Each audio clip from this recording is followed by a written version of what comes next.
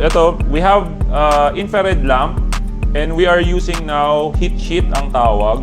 So, yung heat sheet is used for para malaman nyo kung tumatagos na yung heat dun sa tint. Kasi most common ang ginagamit is BTU meter, which is infrared meter.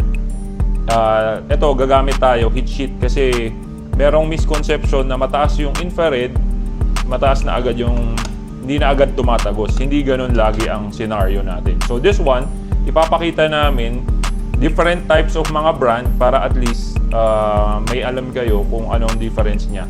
O orasan natin pag nag-ilaw yung lamp, makikita nyo yung tagos dito sa heat sheet na yan. Okay? So first, we have yung non-tint, walang tint to. Sabay natin i-on yung lamp and yung timer. So this one, go. Makikita nyo, ayun, 1 second pa lang siya, makikita na rito, may spot na siya. Once nagkaroon ng spot, ibig sabihin, meron ng heat na pumasok. Kaya i-stop na natin yung timer. So this one, i-reset natin ulit. Tapos, we have other brands. Ito. This one is reflective and may other brand yan. O, start natin ulit. Once mag-spot siya, ayan. Mapapansin nyo, within 3 seconds may spot na siya. This is a reflective one. Then we also have yung mga nano-ceramic natin. This is brand SU. So, ayan, reset ko lang. Sabay natin on, start. Once mag-spot, stop ulit. Ayan, 2 seconds pa lang. May spot na siya agad. Next natin, we have this one. This is the brand M. Reset natin. Yan yung ceramic nila. Go. So ayun, within 3 seconds pa lang, 3.75 may spot na siya. So ibig sabihin tumagos na agad yung init. And this one, ito, brand X, this one.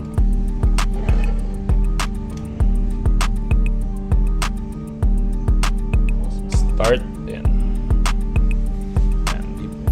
Kung gaano siya katagal bago mag-spot, makikita natin yan. Ayan, 8 seconds may spot na siya. Yun. Then we also have brand X ulit. So yan. Reset natin. Start. Yan. So this one, pinapakita lang kung gaano katagal pumasok yung heat sa different types of mga tint natin. Para at least may idea kayo. Ayan, may spot na siya agad.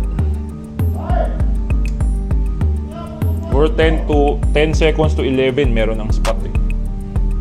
And we will use this one. Ayan. This one, we'll use the Phantom one. Ayan, may pangalan naman siya. Hindi rin natin ginagalaw yung heat sheet. Ayan. Reset natin. So, sabay. Ayan. Titignan natin kung gaano katagal siya bago tumagos yung init. So, this is the timer. Currently, nalagpasan na natin yung may pinakamataas, which is 11. Ngayon, nasa pa 20 na, wala pa kayong spot na nakikita doon sa sheet. Kasi once na may tumagos dyan, yun ay init. Ayan. Nasa 30 seconds na tayo, wala pa rin siyang spot dun sa heat sheet natin. Yan. So, ganyan katagal bago siya uminit. Wala pa rin. 42 seconds.